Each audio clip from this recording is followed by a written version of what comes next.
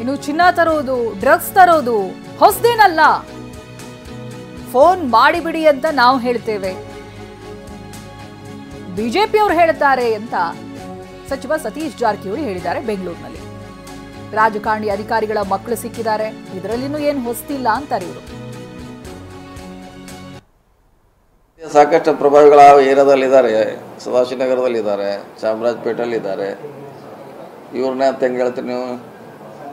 ಇದ್ರೂ ಕೂಡ 3 agency enquiry ಮಾಡೋದಿದೆ, ಅವ್ರದ್ದು ಏಜೆನ್ಸಿ, ಸೆಂಟ್ರಲ್ ಏಜೆನ್ಸಿ 3.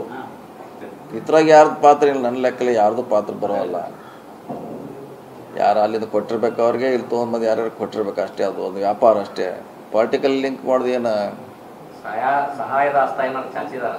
ಸಹಾಯ ಮಾಡ್ಲಿಕ್ಕೆ ಏನು? ಈಗ ಏರ್ಪೋರ್ಟ್ನಾಗ ಎಷ್ಟು ಮಂದಿಗೆ ಕಳಿಸ್ತಾರೆ? ML ಇಲ್ದವ್ರಕ್ಕಿಂತ ಮುಂಚೆ ಒಳಗೆ ಅವರೇ ಜಾಸ್ತಿ ಹೋಗಿರ್ತಾರೆ, ನಮ್ಗಿಂತ ಅವ್ರನ್ನ ಹಿಡ್ಕೊಂಡು ಹೋಗ್ತಾರೆ ನಮ್ಮವರು. ಅಲ್ಲಿ ಯಾರು ಬರ್ತಾರೆ, ಯಾರೋ ಫೋನ್ ಮಾಡಿ ಹೇಳ್ತಾರೆ, ನಮ್ಮವ್ರು ಬಿಡಿಸ್ತಾರೆ, ಒಳಗೆ ಬಿಡಿಸ್ತಾರೆ, ಕರ್ಕೊಂಡ್ಬರ್ತಾರೆ. ಆ ಥರದ ಅಂದ ತಕ್ಷಣ ಎಲ್ಲರೂ ಹೇಳ್ತಾರೆ. BJP ಅವರು ಫೋನ್ ಮಾಡಿ ಹೇಳ್ತಾರೆ, ನಾವು ಹೇಳ್ತೀವಿ, JDSನವ್ರು ಹೇಳ್ತಾರೆ ಏರ್ಪೋರ್ಟ್ನಲ್ಲಿ ನಮ್ಮವ್ರಿಗೆ ಬಿಡಿಸಿ, ನಮ್ಮವ್ರಿಗೆ ಕರ್ಕೊಂಡ್ಬನ್ನಿ ಅಂತ. ಮತ್ತು ಟೋಟಲಿ ಇರೋದು ಸೆಂಟ್ರಲ್ ಗೌರ್ಮೆಂಟ್ನಲ್ಲಿ ಅದು 3 ಏಜೆನ್ಸಿ, ಏರ್ಪೋರ್ಟು ಅವ್ರು